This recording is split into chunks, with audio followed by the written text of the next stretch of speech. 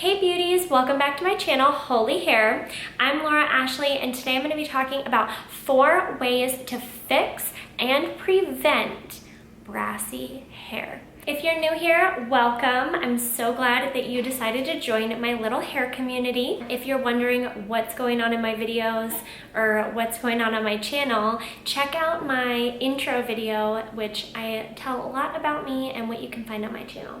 Don't forget to subscribe so that you can stay up to date on all my latest content. Today I'm going to be talking about 4 ways to fix and prevent brassy hair. This is a hot topic that I get asked all the time by clients, so you're gonna want to stick around for the rest of this video.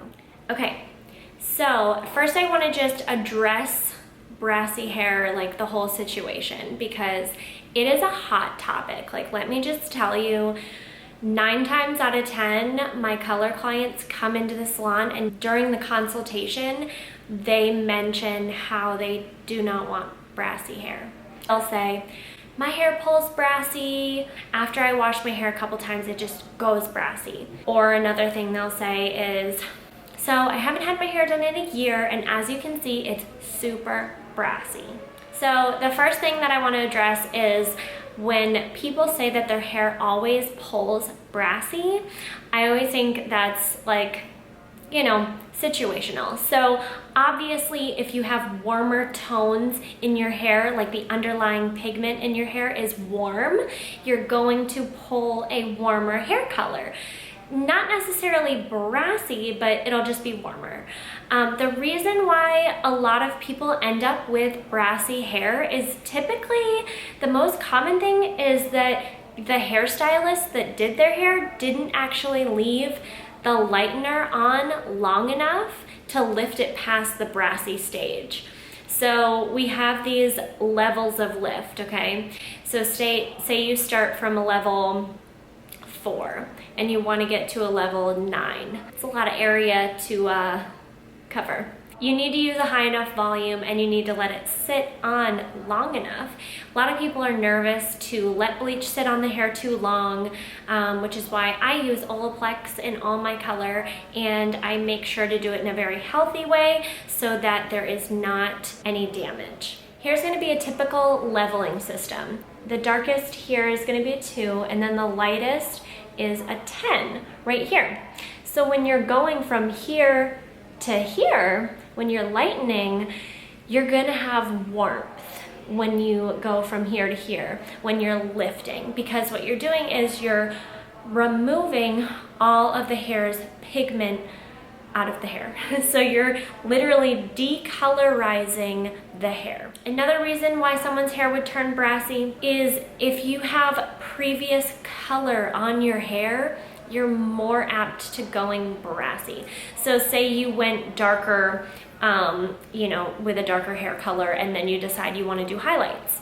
So you are going to have to get through that color first with the lightener before it actually even touches your hair. So it has to sit on even longer, and sometimes that becomes a multi-appointment situation, you know, that you'd come in for an initial appointment and then you'd have to come back in, and it would maybe take 2 appointments to get you to your desired hair color. Even if you do a color remover on the hair first to try to lift off any of that dark pigment, you're still gonna have some of that pigment on there that the lightener is gonna have to lift through before it lifts your hair. So that can cause brassiness. So what I always like to do for my clients that flip-flop between brunette and blonde, because a lot of people do that, I like to, when I take them darker, I always use a demi-permanent color. You don't always need permanent color unless you're covering gray, or if someone just like won't stick, like the demi won't stick to their hair, then I would suggest doing a more permanent color. But for all of my blondes that go brown, I always use a demi-permanent color. I use the line Redken Shades EQ. So what I typically do is I'll throw in some low lights and then just like overall, after the low lights process, I cover the whole thing with a demi-permanent, and with the low light, I do a demi as well. So I use shades for the whole thing, low light and then all over color. And then when they come in to get highlights come summer, a few months later, I'll be able to easily lift their hair back because the demi-permanent color lifts off really easily with bleach.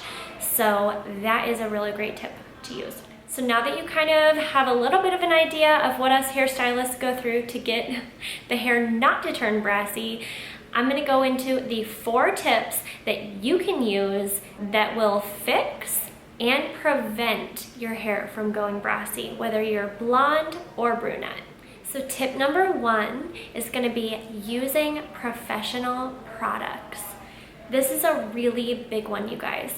If your hairstylist suggests shampoo, conditioner, leave-in products, just buy them. So think of your take-home hair products that your hairstylist suggests for you as your prescription from your doctor to take home. These are gonna be prescription products versus over-the-counter products. And when I talk about over-the-counter products, I mean like Suave, Pantene, all those icky products that you see at the grocery store. Do not buy those. Throw those away. Throw them away and get you some good products, because there's no point in spending around $200 for your hair color when you're gonna spend $4 on your shampoo that sucks and it's gonna strip your hair color and turn it brassy. It's very important to use quality products, quality shampoo to keep your hair from going brassy, keep your color looking vibrant. Add it in to the price of your hair color. You just need good product, you guys. Number 2 is gonna be a shower head filter. So have you ever been in your shower and you haven't cleaned it in a while and you see that there's a little ring around the bottom of your shower where the water drains, and it's like a pink ring? So that means that you have a lot of minerals in your water, which we all have minerals in our water. They go through all these like copper pipes, all these like metal pipes, and they pick up all these minerals. Water has a ton of minerals in it. Goes through a filtration system, but it also picks up a lot of minerals from the pipes. That pink ring in your shower, that's warm. Pink is warm. Pink is light red. So constantly washing your hair with pink water is going to turn it brassy. Super quick and easy, like install. I promise it's not hard. You can get it at Lowe's. You can order them on Amazon. I will link one down below on Amazon that you can just grab. They're not expensive, and you literally just unscrew your shower head, screw it on behind it, and then screw that onto your shower, and you're good to go. And it will also help your skin. I noticed that if my shower filter is like going bad, if I need to change it, my skin will be like really itchy and dry. So it helps your skin, it helps your hair. Ideally, I know that everyone would love just like a home system that would filter out all of the water so that all the water could be drinking water and this and that. But for a quick and inexpensive solution, just pick up a shower filter, attach it onto your shower head, and you'll be good to go. If you already have a shower filter, comment below and let me know, because honestly, I've been using one now for like 3 years and it is life-changing. So I just want to know if anyone else feels the same way. Okay, so number 3, I'm going to be talking about purple shampoo for yellow tones and blue shampoo for orange tones that should only be used on brunette hair. So I'm sure you've heard about purple shampoo if you are a blonde, but not all purple shampoos are great, to be honest. So I want to pop up the color wheel. I don't know which side I'm gonna do it on, but I'm gonna pop up the color wheel and show you guys what I mean by purple shampoo and why purple shampoo works. As you can see, purple is opposite the color wheel of yellow tones. So you're gonna be canceling out the yellow tones. Blue is opposite the color wheel of orange. So you're gonna cancel out orange tones. So purple shampoo is really great to use if you are already blonde. If you're not already blonde, however, If your hair was not lifted high enough, purple shampoo can actually make your hair look more brassy in some situations. So you want to make sure your hair is blonde enough to use the purple shampoo. For instance, my hair is blonde enough to use the purple shampoo. And when I say blonde enough, I mean the lightened parts of your hair.